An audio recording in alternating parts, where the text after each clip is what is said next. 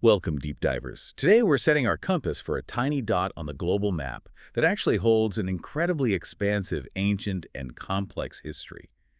Sri Lanka. This isn't just any island. Known as Taprobane by the Greeks and Romans, revered as the Island of Gems by the Chinese, and even dubbed Second Eden by ancient traders.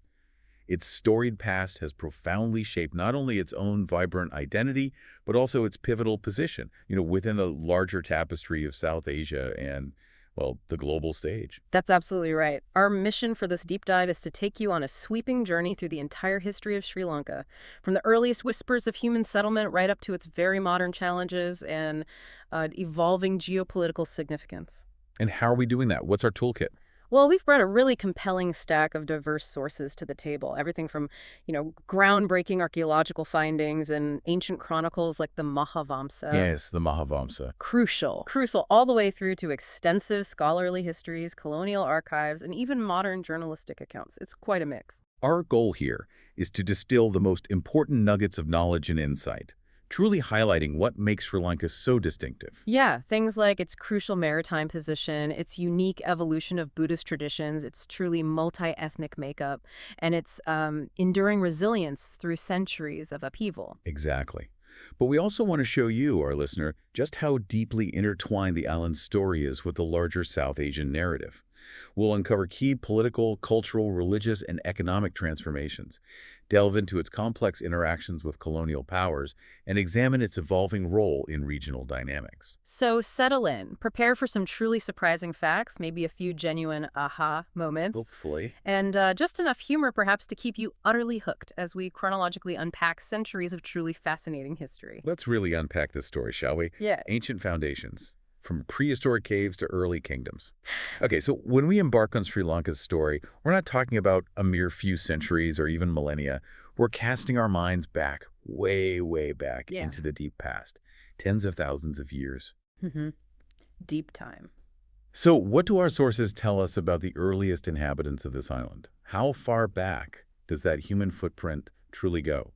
It's an extraordinary depth of time, really. Sri Lanka actually holds the earliest skeletal evidence of anatomically modern Homo sapiens in the entire South Asian region. The earliest? Yeah. In all of South Asia? That's what the evidence suggests. We're talking about remains dating back an astonishing 38,000 years before present, or BP, unearthed at a site called Fahinlena. Wow. And this discovery isn't just, a historical footnote for the island. It positions Sri Lanka as a crucial cradle of early human activity, not just locally, but for the entire subcontinent. It truly redefines our understanding of human migration and settlement patterns in this part of the world. 38,000 years. That's a staggering figure, pushing the timeline of human presence so far back. What else can we glean from the archaeological record about how these early people lived? Were they hunter-gatherers? What was their daily existence like in such a distant era? Right.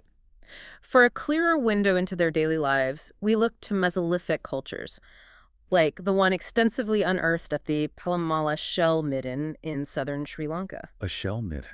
So coastal living. Very likely.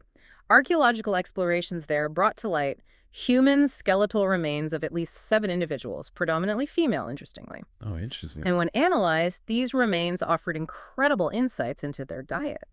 They consumed coarse foodstuffs, indicating a pretty basic dietary chemistry. Essentially, they were living directly off the land and its resources, relying on whatever was naturally available, especially the rich coastal bounty, given the shell midden context. Right. It paints a picture of a challenging but likely self-sufficient existence, deeply attuned to their immediate environment. So a very direct relationship with their environment, leveraging the natural resources. And what about their connection to the wider region? Was Sri Lanka always this isolated island, or was there a period when it was physically linked to the Indian mainland? That seems like a fundamental question for understanding early population movements. That's a critical point for understanding the demographic dynamics. Our sources indicate a remarkably long period, stretching from approximately 110,000 BP up to around 7,000 BP. That's over 100,000 years. Exactly.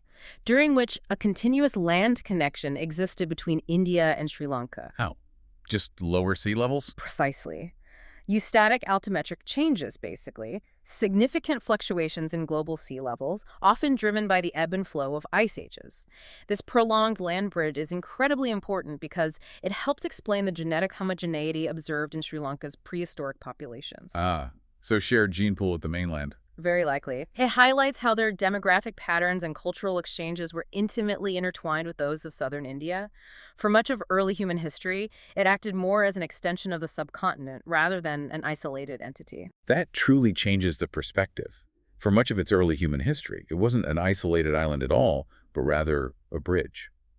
Now, as we move forward in time, we start to see a profound shift from these nomadic or proto-historic societies to something much more organized, Yeah. something resembling complex state formation. Right. This is where we encounter the legendary origins and the dawn of early kingdoms, particularly the rise of Anuradhapura.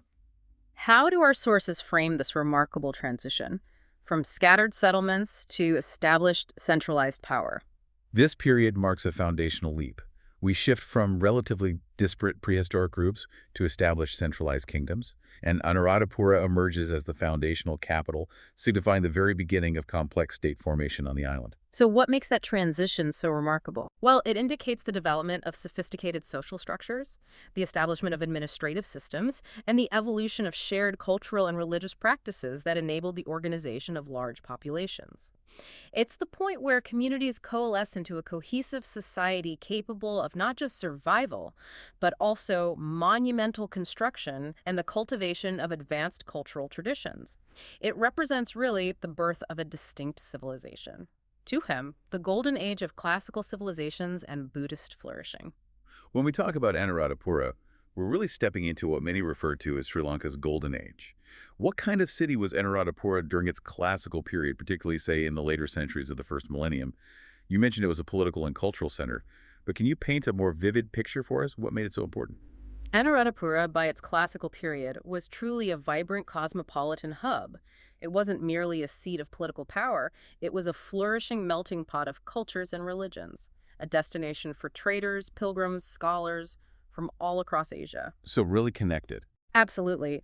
Its importance stemmed not only from being the heart of royal governance, but perhaps even more significantly, from its role as a monumental Buddhist center. The Buddhist monastic Sangha, the order of monks, played an absolutely central, foundational role in the city's life and the kingdom structure. How central are we talking? Give us a tangible sense of the scale of religious life and its prominence within Anuradhapura. Okay, well, the accounts of the Chinese pilgrim Fa Hin, whose detailed observations are among our key sources, offer a breathtaking scale. He documented an astonishing 5,000 monks residing at the Abhayagiriya monastery alone. 5,000 In one monastery. in one monastery, and another 3,000 in the Mahavihara monastery. Imagine that. Thousands upon thousands of monks dedicating their lives to study, meditation, community service, living right there within the city's sprawling precincts. Wow. This isn't just a number. It gives us a profound sense of the immense scale of religious devotion and the sheer institutional power of the Sangha. Wow, that's truly astounding. It's almost like entire self-contained cities dedicated solely to monastic life. What was the broader economic and cultural impact of these vast monasteries? How did they influence the kingdom beyond just spiritual matters? Well, these major monasteries, with their immense populations and intricate daily operations, evolved highly sophisticated administrative systems. They effectively became the central bureaucracies for the numerous, often far-flung village temples that constituted their nikayas or monastic chapters. So they had their own administrative networks. Oh, yes. In essence, the Sangha transformed into the primary source of literary and artistic culture, driving education, scholarship, and artistic production. And remarkably, they also became the economic arbiters of capital wealth. Really? How so? Through land ownership, donations, managing resources, this highlights an incredibly deep intertwining of religion, state, and economy. The monasteries weren't just spiritual sanctuaries, they were powerful institutional forces, shaping the very fabric of society. That's a truly fascinating insight, revealing just how integrated the religious and secular spheres were. Now, when people think of Sri Lankan Buddhism today, they often imagine a very pristine purity of Sinhala Theravada. Was Anuradhapura's Buddhism always this singular, or was it more complex than that common perception? That's a common perception, yeah, but it's important to challenge it with the evidence from our sources. Inscriptions and sculptures from Anuradhapura, especially from sites like Abhayagiriya and Jetavana, reveal a much more eclectic and diverse Buddhist landscape. Oh, how so? They clearly show that Mahayana and Vajrayana Buddhist traditions were also well represented. For example, 20th century archaeological finds indicate that the Mahayana cult of Avalokitesvara, a highly revered bodhisattva, was widespread throughout the island from the 8th through at least the 10th centuries. So not just Theravada then. Definitely not just Theravada. This isn't just a historical footnote. It fundamentally redefines our understanding of early Sri Lankan Buddhism. It suggests a much more fluid and open religious landscape than often portrayed today. It tells us about the island's historical capacity for cultural absorption and syncretism. That's a significant aha moment right there, far more diverse than many might imagine. Beyond the religious and economic structures, the ancient chronicles also give us captivating human stories and tales of power struggles. The Mahavamsa, the Great Chronicle, is full of them. Oh, absolutely. What can you tell us about the saga of King Dutujamunu, whose story kind of epitomizes some of these early royal dynamics? The Mahavamsa is indeed rich with epic tales, and the story of King Dutujamunu is certainly one of its most vivid. It recounts his intense and deeply personal conflict with his own brother, Tissa. Ah, sibling rivalry at the highest level. You could say that. Tissa was famously nicknamed Dusta Gamini, or Gamini the Wicked, because of their fierce rivalry. Our sources describe a dramatic series of events. After their father, King Havantissa, dies, Tissa seizes the state emblems, including the sacred elephant Karo. I have elephant too. Yes, and even takes their mother, Vihara, fearing his brother. Gamini, crowned king in Magama, repeatedly demands their return. When Tissa refuses for the 4th time, Gamini, unable to contain his frustration, sets off with an army. So a full-blown civil war between brothers, right at the dawn of their kingdom. What happened in that initial confrontation, and what does it tell us about the intertwined beliefs of the time? They met in battle at the field of Sulaguna. Interestingly, the 10 great warriors who had pledged neutrality to their father remained out of the conflict. Okay. Prince Gamini was actually defeated in this initial encounter, with hundreds of his men falling. He fled on his mare Digatuni with just one loyal minister. Prince Tissa pursued him, but then a remarkable intervention occurred. What kind of intervention? An Arahant monk miraculously conjured a rocky mountain between them, forcing Tissa to halt his pursuit. Wow. Divine intervention almost. Well, monk intervention. This captivating anecdote not only brings to life the intense royal dynamics of the era, but also powerfully illustrates the deeply intertwined belief in supernatural intervention and the influence of the Sangha even in matters of war. From the golden age of Anuradhapura, often interrupted but enduring, we then see a shift to another significant kingdom, Polonnaruwa. But this transition wasn't smooth, was it? It was marked by a major external interruption that reshaped the island's political landscape. Absolutely. The 11th century witnessed a dramatic and profoundly destructive shift. The Chola Empire from Thanjavur in modern Tamil Nadu launched a massive invasion of the island. The Cholas again. Yes, this incursion resulted in the almost total demolition of Anuradhapura's civic and monastic infrastructure. This event was far more than just a change of power. It was a crucial turning point. It forcefully underscores the deep regional power dynamics and the constant interplay between Sri Lanka and the powerful South Indian kingdoms. And how did the Cholas establish their presence after such widespread devastation? Where did they choose to set up their new base? The Cholas, with their strategic military objectives, established their new power base in Polonnaruwa. This location, about 80 miles southeast of Anuradhapura, was a deliberate choice. Ostensibly to better fend off any Sinhalese counterattacks, as the Sinhalese royalty had fled to the more defensible southeastern quadrant of the island. Makes sense strategically. Right. The Cholas maintained their imperial grip for several decades into the 11th century, transforming Polonnaruwa into their administrative and military stronghold. But history shows that the Sinhalese eventually recaptured it, right? Yeah. What happened then? And what were the significant achievements under their renewed rule in Polonnaruwa? Yes, after a period of determined resistance, the Sinhalese did recapture Polonnaruwa and, remarkably, transformed it into their own vibrant capital. This period marks a significant Sinhalese revival and restoration. Kings like Parakrama Bahu and Nisamkamala achieved incredible feats of statecraft and engineering. Like what, specifically? Our sources extol their monumental irrigation works, such as the famous Parakrama Bahu Samudra, a massive reservoir that still stands today. and impressive building achievements like the monastic complex Alahina Pirivena, which is said to have housed some 10,000 monks. 10,000 monks. Again, the scale is just incredible. Incredible. These accomplishments truly underscore their resilience, their advanced engineering prowess, and the rebirth of their civilization after a period of foreign subjugation. That's a tremendous display of cultural and architectural resurgence, especially after the prior devastation. Now, earlier you pointed out the eclectic nature of Buddhism in Anuradhapura with Mahayana and Vajrayana influences. Did this continue in Polonnaruwa, or did something change in the religious landscape during this period of revival? This is indeed a significant detail for understanding the evolution of Sri Lankan Buddhism, and it marks a distinct shift. When the Bhikkhu Sangha, the Order of Monks, was reconstituted in Polonnaruwa, a very deliberate and conscious decision was made to strictly ordain and support only Theravada monks. Really? Explicitly excluding the others? Explicitly excluding Mahayana and other traditions.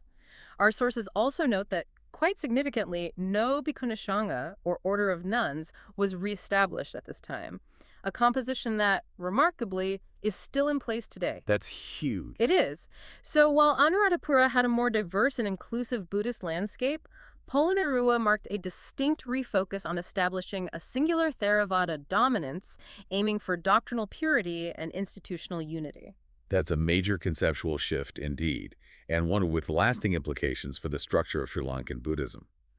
But despite this strong Theravada emphasis, was there still any other religious or cultural influence present? The island's history seems to be one of constant interaction and layered influences. You're astute to point that out. Despite the strong Theravada focus in the monastic reestablishment, archaeological and sculptural remains from Polonnaruwa and even the Mahavamsa, the extension of the Mahavamsa, clearly reveal a continued Hindu Saivite presence, particularly within the royal court. How did that happen? This was likely due to Sinhalese kings reviving the custom of marrying queens from South India, a practice that frequently brought with it different cultural and religious traditions. Dynastic marriages. Exactly. This reinforces the island's deep and ongoing interconnectedness with the Indian subcontinent and its diverse religious traditions, demonstrating a persistent syncretism even amidst efforts for religious purification. And speaking of religious and intellectual influence, our sources highlight a truly crucial period for Buddhist literature and scholarship during this classical era. What was its significance, especially in a broader Asian context? This period saw the profound impact of Buddhaghosa Thera and the compilation of the Pali Atthakatha, or detailed commentaries on the Buddhist scriptures. The core Buddhist teachings, the Pitakas, had been committed to writing much earlier, in 397 BE or 89 BCE. Okay. These Sinhalese commentaries followed, and over the next 5 centuries, literary activity absolutely flourished. By about 896 BE or 410 AC, during the reign of King Mahanama at Anuradhapura, the fame of Buddhist literature in Sri Lanka had spread widely throughout India. So Sri Lanka became a center for Buddhist texts. A major center. Tradition even speaks of Sinhalese Buddhist monks traveling to India, China, and other countries to introduce the rich literary works produced in Sri Lanka. And monks from India and China also journeyed to Anuradhapura specifically to procure Buddhist books and learn from its scholars. That's incredible influence. It clearly demonstrates Sri Lanka's significant intellectual and religious influence, acting as a beacon of Buddhist scholarship across Asia during this time. Third, fragmentation, external influence, and the emergence of Tamil kingdoms. We've now explored these powerful, unified classical kingdoms in Anuradhapura and Polonnaruwa. But as history often reminds us, power is rarely static. What happened after the glory days of Polonnaruwa? Our sources suggest a marked shift towards a period of significant fragmentation and a decline in centralized authority. That's a key transition point. The island moved dramatically from the unified, centralized classical kingdoms to what our sources describe as a period of medieval fragmentation. During this time, Sinhalese rulers became little more than warring chieftains, their power localized and often in conflict with one another. Stark contrast. A very stark contrast to the centralized power and monumental achievements that defined the preceding eras. It indicates a clear decline in the overall political cohesion of the Sinhalese kingdoms. The grand irrigation systems and extensive infrastructure that supported earlier empires began to fall into disrepair, impacting population centers. So, with central power waning and becoming fractured, did this create an opening for other regional powers to rise? I understand this period also sees the more pronounced ascendancy of the Jaffna kingdom in the north. Precisely. In this environment of splintered Sinhalese authority, the Jaffna kingdom emerged as the only strong kingdom on the island in the latter 14th century. The only strong one. According to our sources for that period, this significant development occurred after the last Sinhalese ruler in the dry zone, Guvanaka Bahu I, became a vassal of the powerful Pandyan dynasty from South India. Ah, under Pandyan influence. Yes. This event marks a fundamental shift in the island's political geography, with a powerful, distinct kingdom establishing itself in the northern part of the island, asserting its own identity and control in a way not seen before. And what about the Sinhalese rulers during this fragmentation? Were there any sustained attempts to regain their former glory, even on a smaller scale? Or were they simply reacting to these new dynamics? Yes, despite the overall political splintering and the rise of other powers, there were clear attempts at resurgence and rebuilding amidst the fragmentation. Our sources mention the establishment of new Sinhalese capitals, such as Kurunegala under Puvanakabahu II. Okay, so still trying to maintain centers of power. Right. This period also saw a notable literary revival under his son Parakramabahu IV, focusing on cultural and religious renewal. These efforts show that even with reduced political influence, there was a consistent drive to maintain and rebuild cultural and administrative centers, even if they couldn't match the scale or unified power of the earlier Anuradhapura or Polonnaruwa empires. This period also profoundly highlights the deep and long-standing Tamil-Sinhalese dynamics on the island, and the persistent connections with India that have shaped Sri Lanka's destiny. It's crucial, then, to understand the ancient roots of the Sri Lankan Tamils. This isn't a recent development, is it? It is absolutely crucial, and no, not recent at all. It's important to emphasize that Sri Lankan Tamils have a very deep and ancient history on the island. Anthropological and archaeological evidence strongly suggests their presence since at least around the 2nd century BCE. 2nd century BCE. That's incredibly early. It is. This detail is vital because it directly counters any simplistic or recent portrayal of the island's ethnic origins. It underscores their long-standing historical roots and their integral place in the island's multi-ethnic tapestry, existing alongside the Sinhalese for millennia. And these Indian connections weren't always peaceful, were they? We've already touched on the Chola invasion that devastated Anuradhapura. What other major incursions define this relationship? That's right. The 9th and 10th centuries were particularly marked by significant Pandya and Chola incursions from South India. These culminated in the Chola annexation of the entire island, which lasted until the late 11th century. Wow, annexation of the whole island. Yes. Wow. Our sources detail how Raja Chola I, after his conquest, even renamed the northern throne Mumudi Cholamandalam. This move was ostensibly to protect Tamil traders, who had reportedly been subjected to looting, imprisonment, and killings on the island, suggesting a mix of imperial ambition and a stated purpose of protecting regional interests. Right. Later, Raja Chola's conquests led to the fall of 4 kings on the island, including the usurper king of Jaffna, Madhavaraja. This demonstrates a long, complex history of external influence and deeply intertwined regional dynamics. Sri Lanka was often a theater for South Indian imperial ambitions and a critical point in their maritime trade networks. What was the lasting impact of this prolonged Tamil and South Indian influence, particularly in terms of governance and the establishment of new religious structures on the island? Well, these South Indian dynasties, particularly the Cholas, oversaw the development of several kovils, or Hindu temples. These became more than just places of worship. How so? They played a crucial role in administering land through royal grants, effectively serving as localized centers of governance and economic activity. This clearly demonstrates the establishment of new administrative and religious structures under their rule, leaving an enduring imprint. Is there physical evidence of this? Yes. Concrete archaeological evidence includes recent discoveries of a limestone kovil from Raja Chola Serf's era found on Delft Island, accompanied by Chola coins from that specific period. Such finds truly bring that historical period to life and confirm the depth of their influence. And the island's rich, multi-ethnic tapestry goes beyond just the Sinhalese and Tamil communities. We also need to delve into the origins and evolution of the Sri Lankan Muslim or Moorish community. How did they come to be an integral part of the island's social fabric? The origins of the Sri Lankan Muslims are also deeply intertwined with the island's long and rich history as a global trade hub.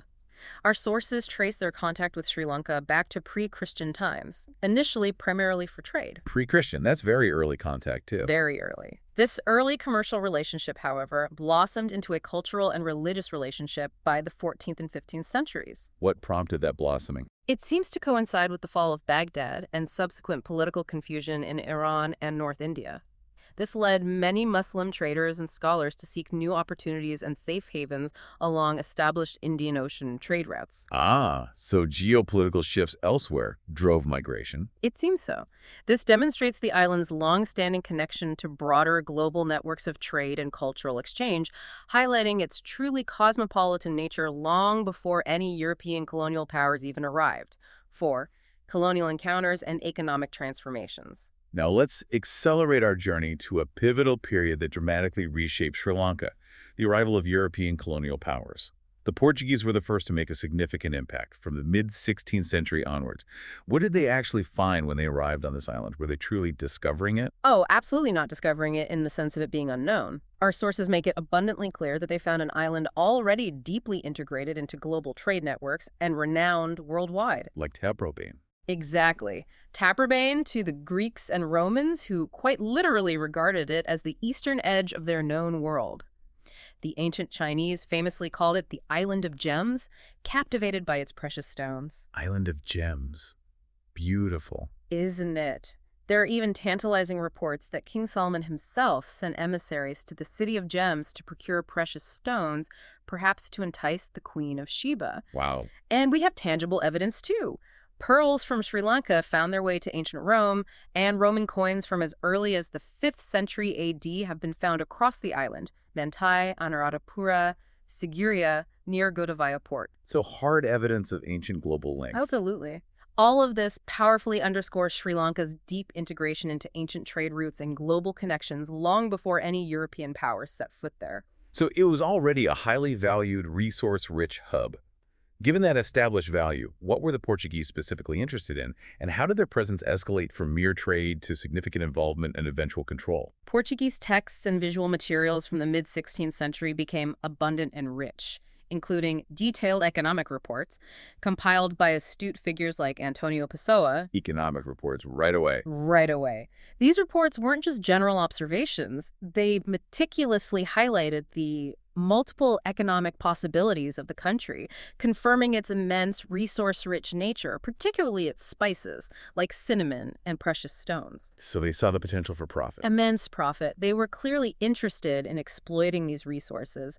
Their presence escalated from initial trade contacts to increasing military and political intervention, driven by this economic potential and, of course, the strategic importance of the island in the Indian Ocean. And it sounds like their increasing involvement brought not just economic interests, but a great deal of turbulent politics and a strong, often fanatical religious zeal.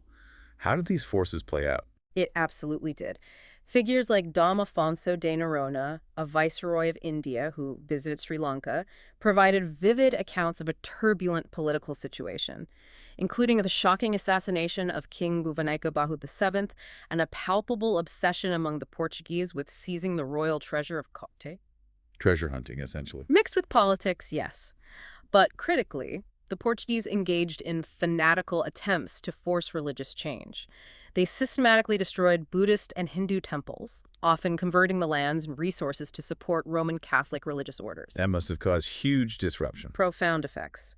This aggressive religious proselytization directly led Buddhist monks to flee to the interior, establishing Kandy as a significant refuge for those disaffected with, and actively resisting colonial rule and its religious impositions. And what was the most enduring and pervasive legacy of their time on the island, especially considering their religious zeal?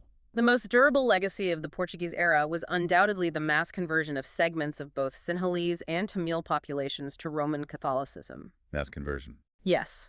While small pockets of Nestorian Christianity had existed on the island earlier, the Portuguese were indeed the first to propagate Christianity on a large scale in Sri Lanka.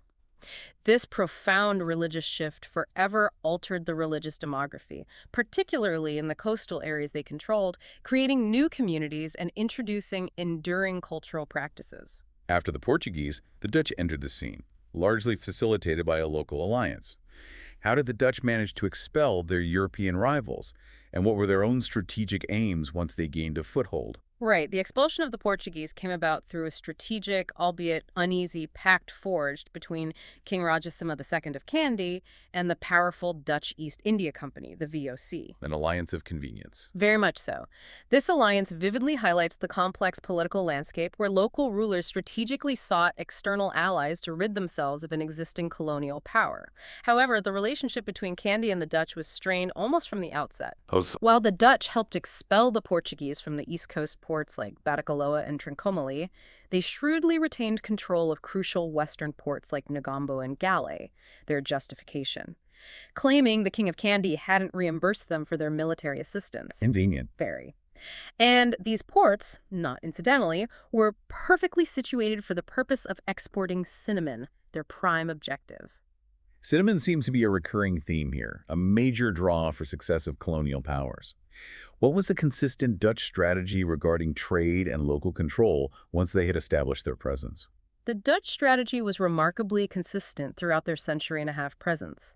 First, they aimed to maintain tight political and social discipline over the coastal areas they had captured.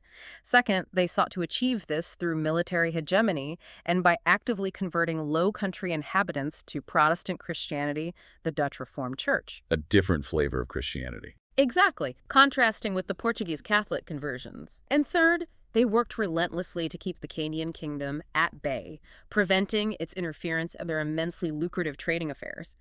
They largely succeeded in keeping Kandy in a state of economic and political atrophy.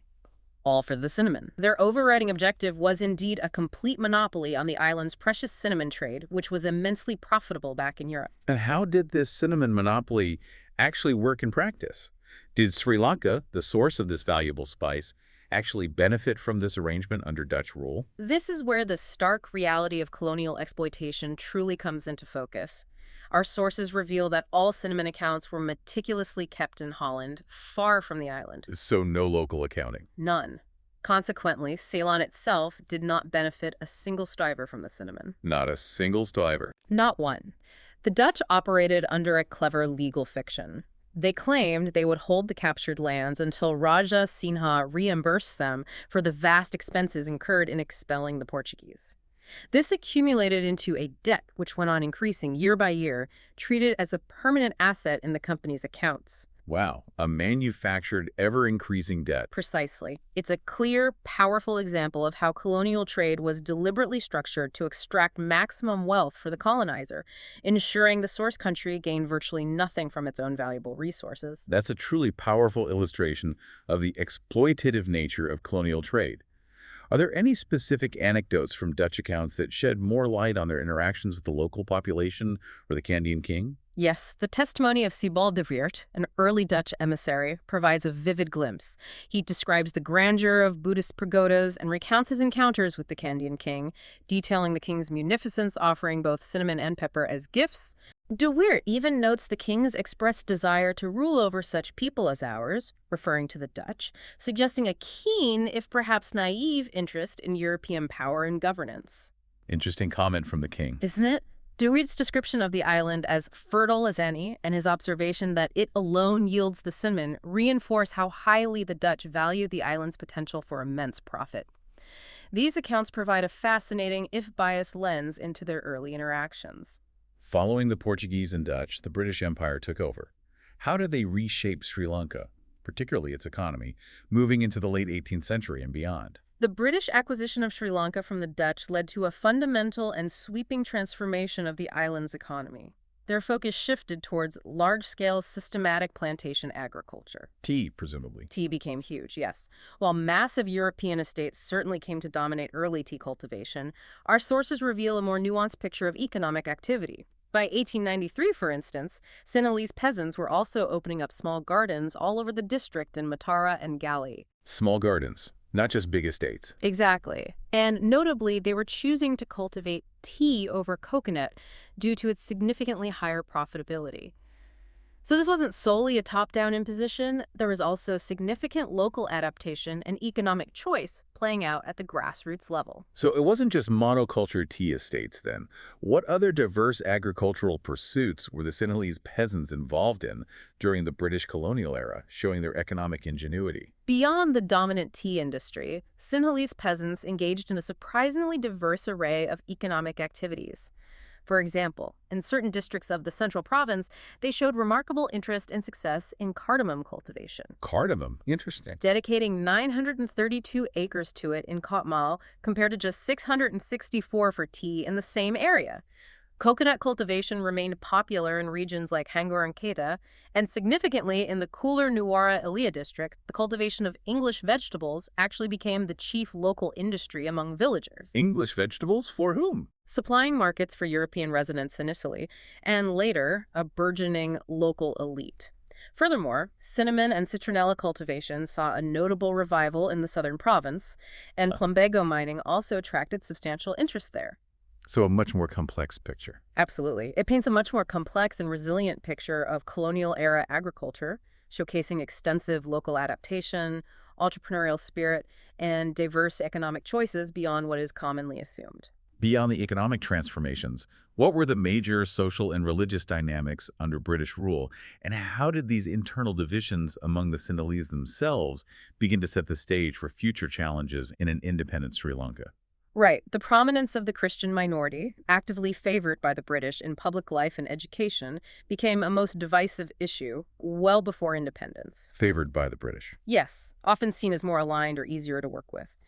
Buddhist agitation against this privileged position was generally peaceful, but was undeniably the most divisive factor in Sri Lanka's political life for about 80 years, starting in the late 19th century. That's critical. Divisions within the Sinhalese community. Exactly. It highlights significant internal divisions among the Sinhalese themselves, stemming from religious identity and perceived inequalities, rather than solely being about Sinhalese-Tamil tensions at that point. This religious rivalry was often directly linked to controversies over the pervasive role of Christian missionaries in the education system, which fueled Buddhist nationalist sentiments. And this pressure related to Buddhism's place. How did that evolve towards independence? Building on that, the pressure for the restoration of the link between Buddhism and the state continued to grow throughout the British period and into independence. What's particularly intriguing is that the concept of special status for Buddhism, which was eventually embodied in the post-independence constitutions of 1972 and 1978. Granting Buddhism the foremost place. Exactly. While still guaranteeing other religions' rights, that formula actually had, surprisingly, British origins. British origins. Yeah. This formula was first devised by British governors in the 1870s and 1880s, attempting to manage religious tensions. This British-devised framework proved viable, in a sense, in the early decades of post-colonial Sri Lanka, but later became intensely controversial in the context of ethnic conflict. Why controversial? Because Tamil separatists strongly advocated for a truly secular state, seeing the Buddhist special status as a discriminatory measure. That's an unexpected connection. A British origin for a post-colonial constitutional element that then became a central flashpoint in the nation's later conflicts. Were there any surprising figures or movements that contributed significantly to this Buddhist revival during the British period, beyond the political maneuvering? Absolutely. One truly surprising figure who threw his weight behind the Buddhist revival was Henry Steele Olcott, an American theosophist. An American theosophist. Yes, our sources provide a vivid and almost surreal account of his public reception in Sri Lanka, describing dark brown faces whitened with flour or chalk to give them a quasi-European complexion. Whitened faces, wow. A striking, even unsettling detail that powerfully highlights the complex and often contradictory interplay of colonial influence, identity, and the desire for cultural assertion at the time. It really does. The sources also recount the famous Panadur debate of 1873 between the eloquent Buddhist monk Megetuwat Gunanandathera and Christian missionaries. It's widely said that the Buddhist side got the better of them, A public debate victory. demonstrating not just a theological victor, but a significant cultural and religious resistance movement against colonial religious proselytization, fueling a newfound confidence in Buddhist identity. The road to independence and early challenges. Moving into the 20th century, we see the global winds of change sweeping through the British Empire, and Sri Lanka, like many nations, was on the road to independence. Yeah. What was the nature of nationalism emerging on the island, especially in the wake of World War I? The post-WWI era saw a significant resurgence of both political and cultural identity, giving rise to robust nationalist movements. Our sources highlight figures like H. Srinivasanka, a noted criminal lawyer and a prominent Buddhist nationalist. A Buddhist nationalist lawyer. Yes. He played a pivotal role in Buddhist affairs throughout the 1930s and 1940s. Nisanka was instrumental not only in making the Dasa Silmata movement, which referred to female renunciants, respectable among the urban elite, effectively elevating their status, Okay. but also in popularizing Vipassana meditation among the Buddhist laity. This demonstrates the internal strength, organizational capacity, and profound religious dimension that characterize these burgeoning nationalist movements. So for many, nationalism was clearly deeply intertwined with Buddhist identity. What were the early political struggles like as independence drew closer, particularly regarding the fundamental nature of the post-colonial state? A core debate revolved around whether the future post-colonial state should be strictly secular or if it should formally acknowledge and emphasize the primacy of Buddhism and the Sinhalese identity. The same debate we just discussed, carrying forward. Exactly. As we discussed, the prominent position of the Christian minority, historically favored by the colonial power, was a significant point of contention. This issue, the prominence of the Christian minority in public life, became one of the first contentious issues that began to erode the political settlement devised by D.S. Senanayak, the first prime minister at the time of the transfer of power. So tension right from the start. Right from the start. This religious rivalry, often dividing the Sinhalese themselves, was a key factor that continued to shape Sri Lankan political life for approximately 80 years. And then the momentous occasion of independence arrived in 1948. How did the early political landscape shift in the newly independent nation, and what were the immediate challenges to national unity? The 1948 independence certainly brought new dynamics, but not immediate harmony. Senanayak's pragmatic, often secular policies faced significant opposition from Buddhist activists, both lay and clerical. Seeking more state support for Buddhism. Yes, actively seeking to undermine stability, pushing for a stronger, more constitutionally defined link between Buddhism and the state. Our sources also detail how, even within months by mid-1934, so even before independence, the ideals of Lankan nationalism, championed by groups like the Jaffna Youth Congress. Who wanted a united secular identity. Exactly. Those ideals were almost completely effaced by Tamil communalism.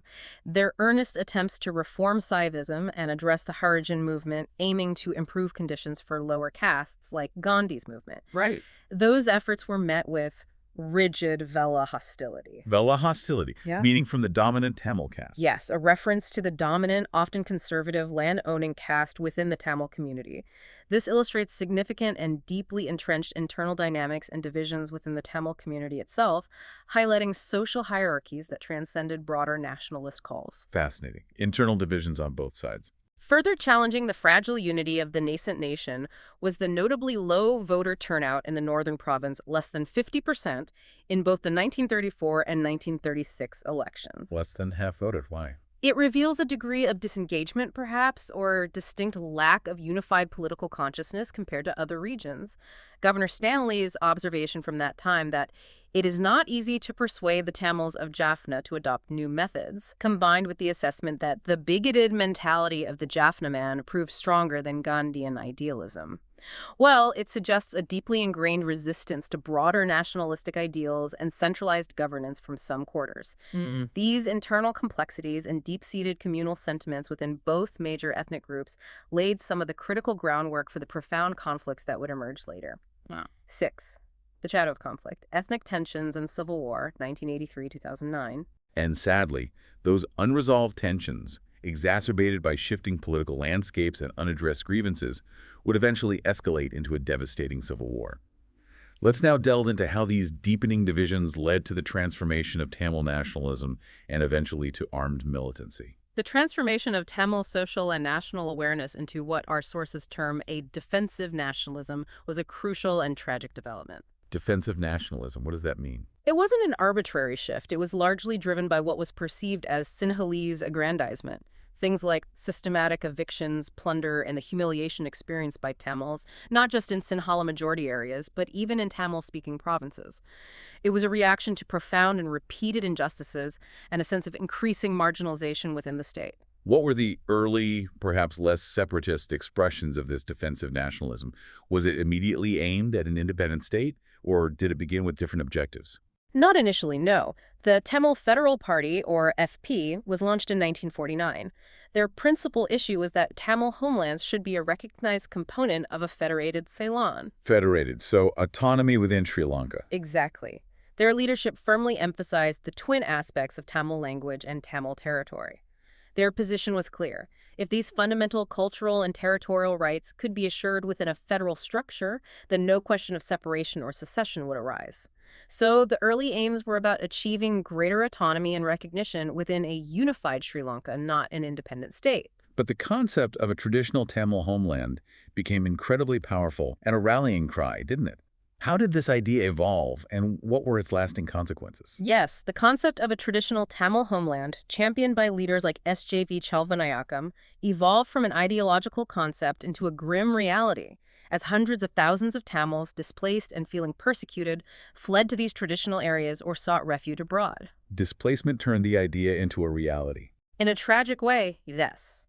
This mass displacement fundamentally internationalized the Tamil question, shifting it from a domestic political issue to one drawing significant global attention and sympathy. It lent weight to the idea that Tamils needed a distinct, secure territory. So this eventually led to the shift from political advocacy and federalist goals to armed struggle and the emergence of the LTTE insurgency. How did that transition happen, and what was the nature of this new, more militant phase? It was a gradual but ultimately inexorable process. Dissident nationalist elements within the Tamil community gained increasing prominence, particularly after Chelvanayakam's death, and they were significantly encouraged by ongoing perceived Sinhalese actions and state policies. A cycle of action and reaction. Very much so. This trajectory eventually led to the formation of the Liberation Tigers of Tamil Eelam, or LTTE, which, as our sources note, eventually acquired a fearsome reputation as the world's deadliest guerrilla organization, pioneering tactics like suicide bombings. And even the main political party had an armed wing. Our sources also reveal that the TULF, the Tamil United Liberation Front, which had initially pursued political solutions, came to have its own military wing, the Tamil Youth Front, or KMYF. This group explicitly expressed belief in violence as a method of self-defense. These youth organizations began advocating for a Punitha Yutham, A holy war. a holy war against the Sinhalese state, symbolizing a profound shift from political dialogue to armed confrontation. What were some of the pivotal incidents that truly inflamed youth violence and pushed the conflict from simmering tensions towards full-scale civil war? There must have been clear triggers. Two incidents stand out as particularly inflammatory and symbolic. First, there was the unprovoked police assault on some 100,000 Tamils in Jaffna on January 10, 1974, during the Fourth International Conference of Tamil Research. An assault during an academic conference. Yes. This event, involving batons, tear gas, and even deaths and injuries from electrocution in the ensuing stampede, was a profound shock to the Tamil community. Second, and perhaps even more symbolically devastating, was the barbarous burning of the Jaffna Public Library by a security unit. Burning the library. That's horrific. Horrific. This act destroyed an irreplaceable collection of 97,000 books and unique ancient manuscripts, representing an immense cultural loss. Reports indicated direct involvement from at least one cabinet minister and a deputy inspector general of police. Official involvement alleged. Alleged, yes. These acts were not just isolated incidents, they were deeply symbolic attacks on Tamil identity and heritage, fueling profound resentment and a desire for vengeance among Tamil youth. And then, in 1983, came the event often referred to as the pogrom. This truly marked a critical and irreversible turning point, didn't it? It absolutely did. The Holocaust and pogromization of Tamils in 1983, often referred to as Black July, was triggered by the killing of 13 Sinhalese soldiers by the LTTE. This horrifying outburst of state-sponsored and mob violence against Tamils caused more than 100,000 Tamils to flee to India and thousands more to Western countries, Making it an international issue. effectively cementing the conflict as an international issue with a large diaspora. Interestingly, even LTTE leaders like Kittu later admitted they were genuinely surprised by the sheer scale of the repercussions. Surprised. How? They stated they were only prepared for guerrilla tactics and had to quickly shift their entire organization onto a full-blown war footing to capitalize on the widespread outrage and new recruits generated by the violence. Once the war was fully underway, the LTTE became notorious for its aggressive and strategic military campaigns. What were some of their key actions, and how did they challenge the Sri Lankan state militarily? Once engaged in full-scale conflict, the LTTE significantly shifted its strategy to all-out attacks on military bases, moving beyond mere guerrilla tactics. Significant campaigns included the arduous, month-long siege of Elephant Pass in 1991, A key strategic base. a strategically vital army base that was resisted by the army, but at heavy cost. In 1993, the LTTE successfully overran the Punaran base in what was described as some of the fiercest fighting of the entire war. Fiercest fighting.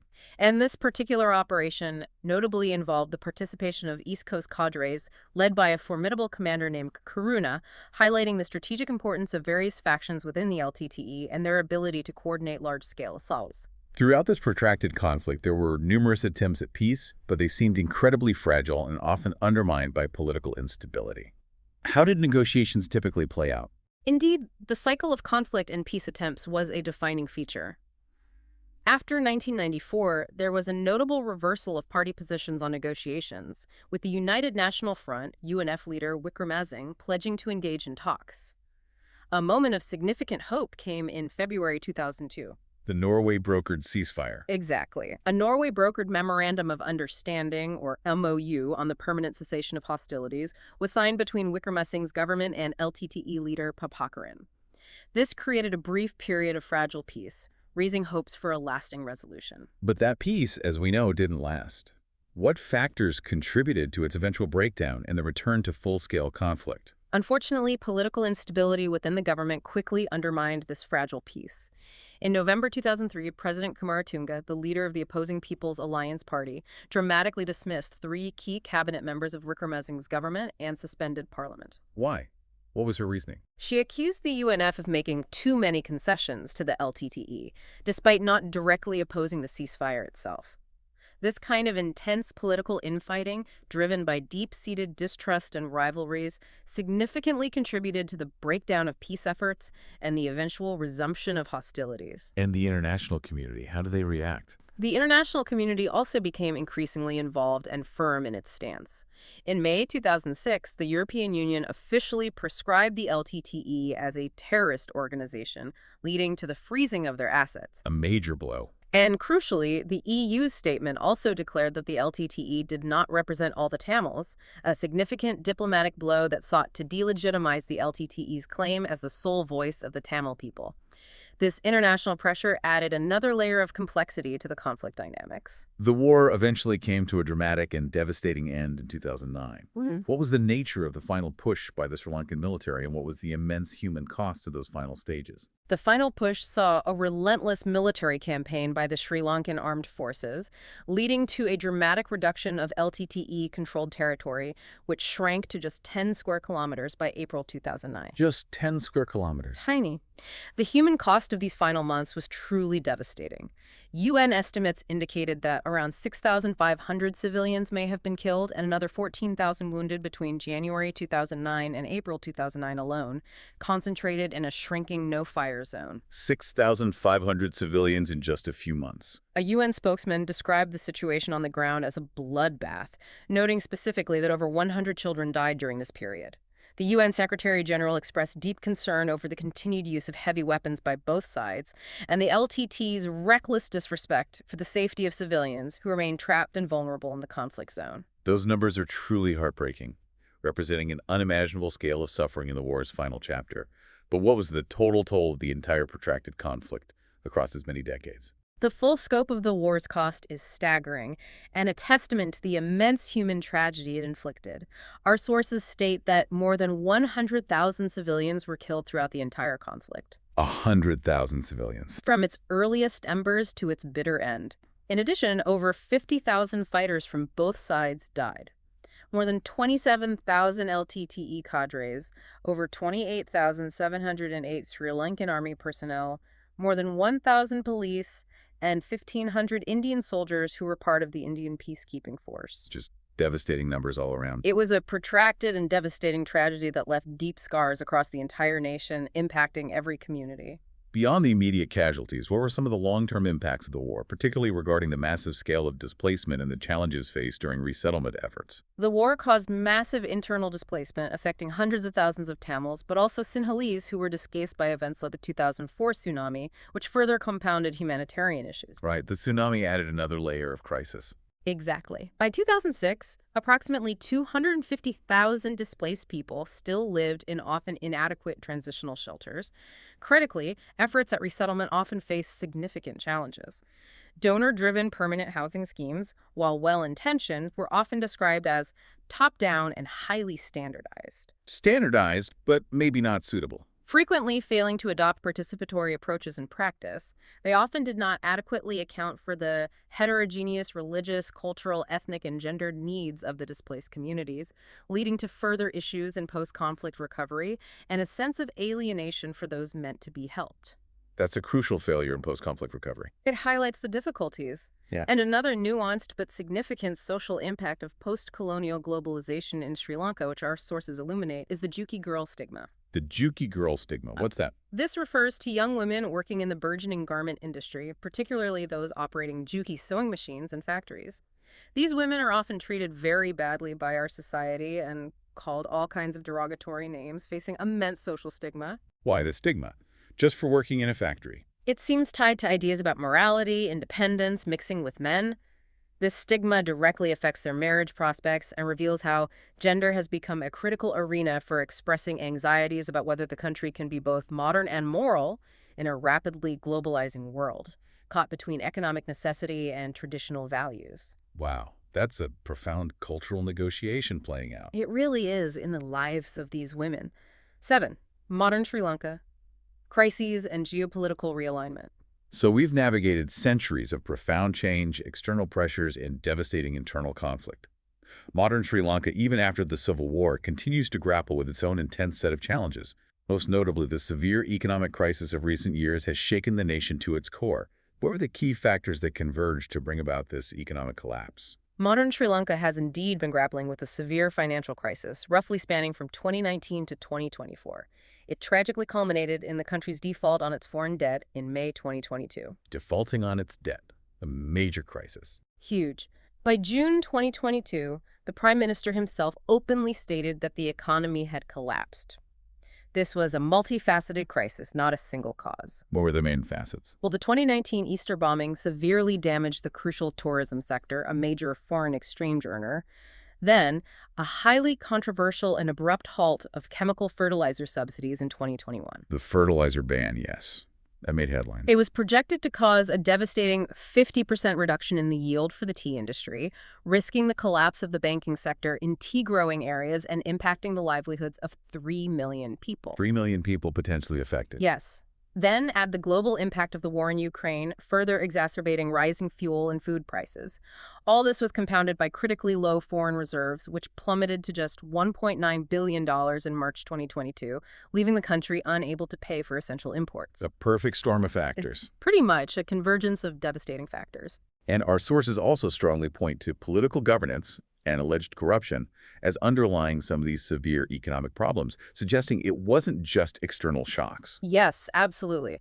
Our sources highlight a significant political dimension. The Rajapaksa dynasty, which held considerable power, has been widely accused of bankrupting Sri Lanka in just 30 months. 30 months. That's the accusation. A UN report linked the crisis to past impunity for human rights abuses and economic crimes. This is a powerful accusation and underscores how deeply intertwined political governance, alleged corruption, and economic stability are. It suggests that policy decisions and their mismanagement played a profound role in the crisis.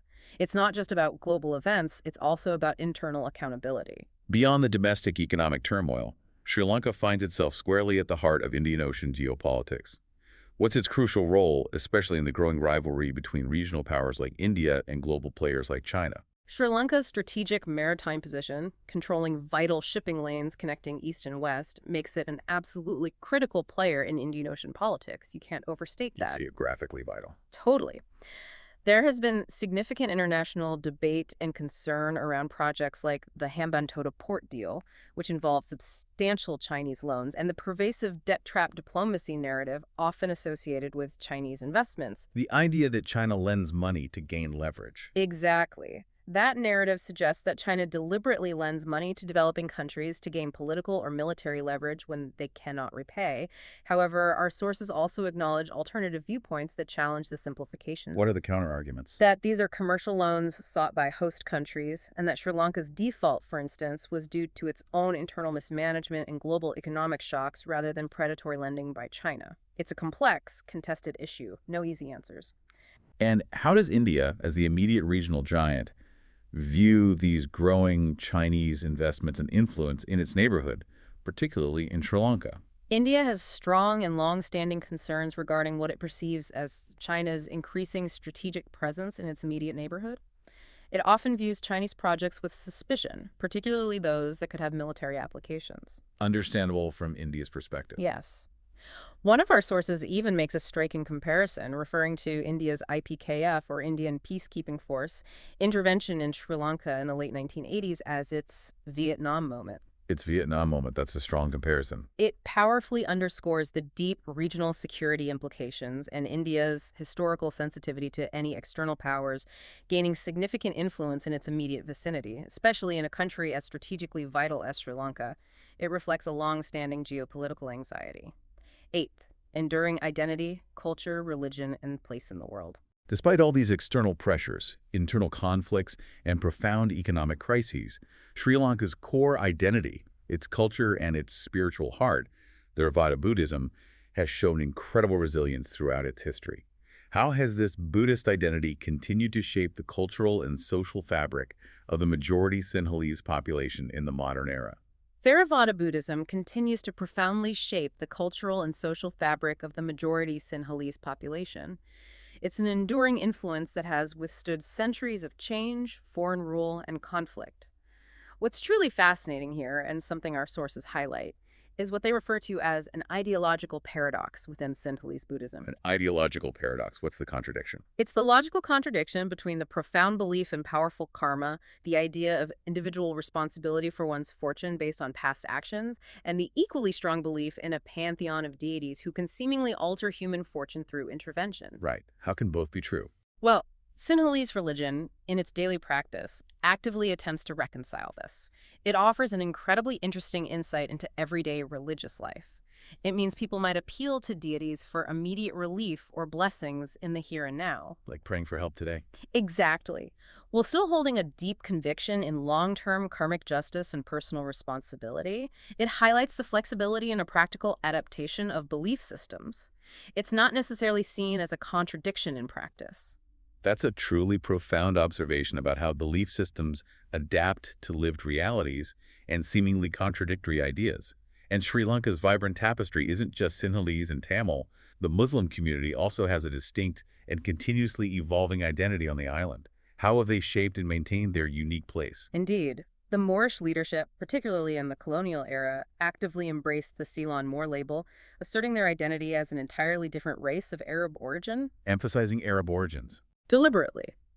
They emphasized their patrilineal arid ancestry and linked their history to the legend of Adam and Eve falling near Adam's peak, thereby connecting themselves to Saremdib, the classical Arabic name for Sri Lanka. A foundational myth connecting them to the island. Exactly. This reveals a deliberate and strategic construction of identity, often emphasizing these Arab origins while, in some historical accounts, conveniently overlooking maternal connections to Tamil wives or the pervasive influence of the Tamil language within their community. That's a really unique aspect of identity formation.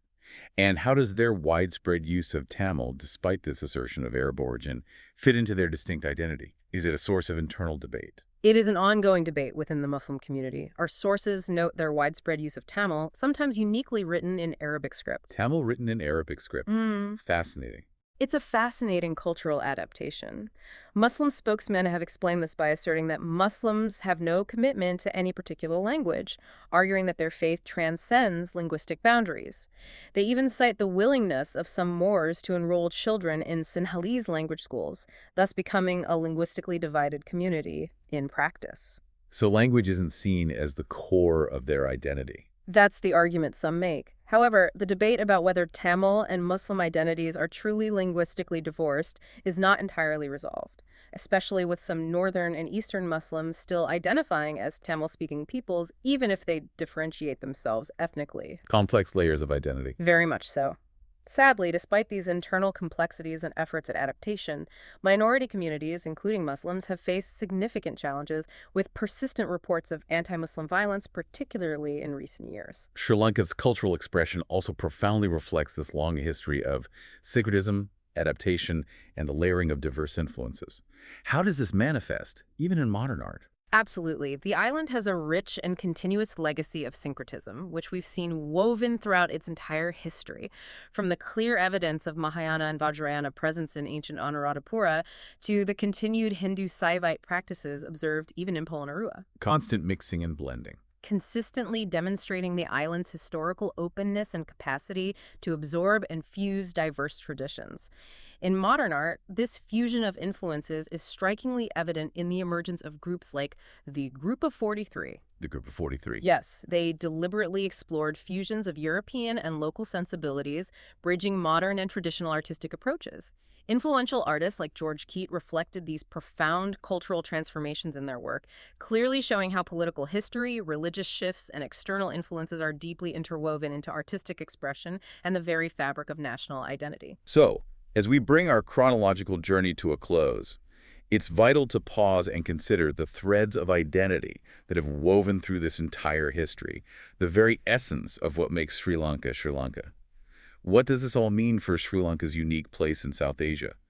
How does it both converge with and diverge from the broader regional narrative of the subcontinent? There are clear and undeniable points of convergence. Sri Lanka shares common colonial experiences under the Portuguese, Dutch, and British, having been a pawn in successive European imperial games. Shared colonial history, definitely. Its ancient trade routes were intimately intertwined with the subcontinent, evidenced by Roman coins found across the island. It also shared empires, notably with the formidable Chola and Pandya incursions from India, which left lasting imprints on its political and cultural landscape. Shared empires, shared trade.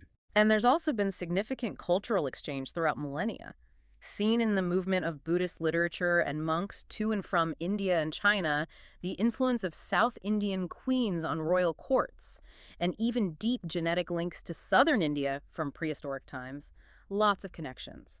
But despite these deep connections, it's also undeniably distinct, right? What are those crucial points of divergence that make Sri Lanka truly unique? Precisely. Its strategic maritime position is a key differentiator. Sri Lanka has always been a crucial hub in ancient trade networks, earning it names like Island of Gems and, to the Greeks and Romans, the eastern edge of the world. Its island nature is fundamental. Absolutely. Then there are its unique Buddhist traditions, the particular evolution of Theravada Buddhism, the singular and powerful role of its Sangha, and the specific dynamics of Buddhist nationalism all set it apart from its mainland neighbors. The very specific form of Buddhism. Yes. Furthermore, its complex multi-ethnic makeup, the intricate interplay of Sinhalese, Tamil, and Muslim identities, each with deep historical roots and continuously evolving narratives, creates a distinct social fabric unlike any other. The unique ethnic mix. And finally, I'd say its enduring resilience. Despite centuries of invasions, prolonged colonial rule, and a devastating civil conflict, the island's remarkable ability to retain its core cultural elements, rebuild, and continuously redefine itself is a powerful testament to its unique strength and spirit. What an incredible journey we've taken through Sri Lanka's storied past. From prehistoric humans dwelling on a land bridge, through the rise and fall of vibrant ancient civilizations, colonial subjugation, a devastating civil war that shaped its modern identity, and now a nation grappling with profound economic and geopolitical crises. Ugh. It is truly a history defined by the constant interplay of internal dynamics and powerful external influences. It truly is. The island story is one of remarkable adaptation, enduring resilience, and the continuous, often painful, formation of a complex national identity in the face of continuous pressure and transformation.